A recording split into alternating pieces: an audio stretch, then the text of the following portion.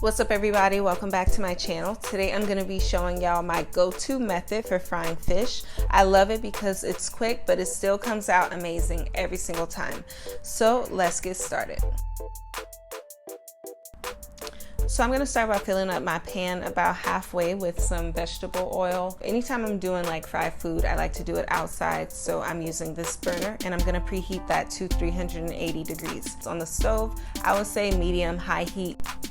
Now I'm going to combine one egg with some heavy whipping cream. If you've watched my fried shrimp tacos video, then you already know how I feel about using that whenever I'm frying something.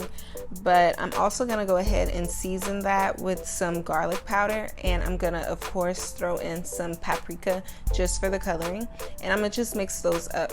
I know that some people, instead of the heavy whipping cream, they'll use buttermilk. I've never used that before, but I kind of want to try it just to see what the hype is about. But yeah, once we're done mixing all of that together, we'll move on to our next step. So here I have about 2 pounds of catfish. Shout out to my mom for actually catching this and bringing it to me all the way in Texas.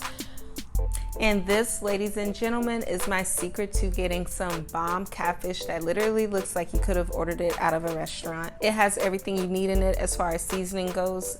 I did add the extra garlic powder and the paprika, but I definitely will not add anything that has salt just because it's gonna be overkill since they already have salt in the mixture.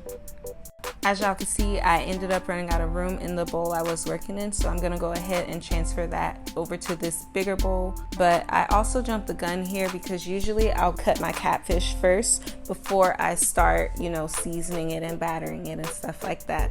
So just keep that in mind.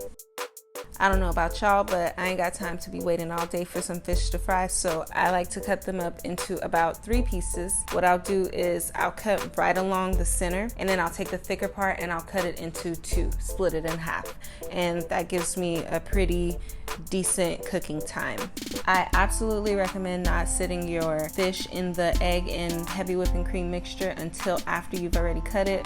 But anyway, now we are gonna go ahead and transfer our fish into a bigger container so that we can batter it. Of course, I don't have my lid, so I'm just gonna have to improvise with some of this foil paper. I can never find the lids to my containers for some reason. But I'm just gonna shake that up really well to make sure that I'm able to get a nice even coating.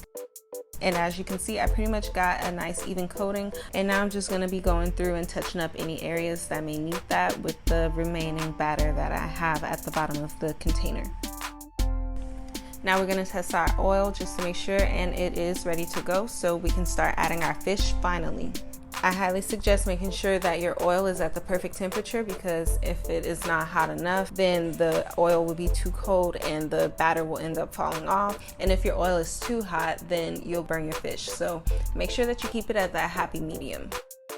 And once my fish has been sitting in the oil for about 2 to 3 minutes, then I'll start flipping them and I'll let it cook on the other side for 2 to 3 minutes. If you have a bigger pan or even a deep fryer, you'll be able to skip this step and we'll just be able to cook it completely through for the 5 minutes. Since my pan is a little shallow, I'm just gonna go ahead and flip them. And here is the finished product. It came out amazing like it always does. I like that this method completely takes all the guesswork out. You won't ever accidentally put too much salt or not enough salt because they give you the perfect amount of seasoning within the batter. As y'all can see, I decided to pair it with mac and cheese.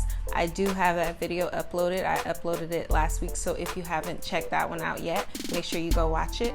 Also, make sure you like, comment, and subscribe. And stay tuned for next week because I am going to be making a dessert. I'm going to be making some banana pudding. And let me just tell y'all, you do not want to miss this because this is literally the best banana pudding I've ever had in my life. No cap. So anyway, I will see you guys next Tuesday.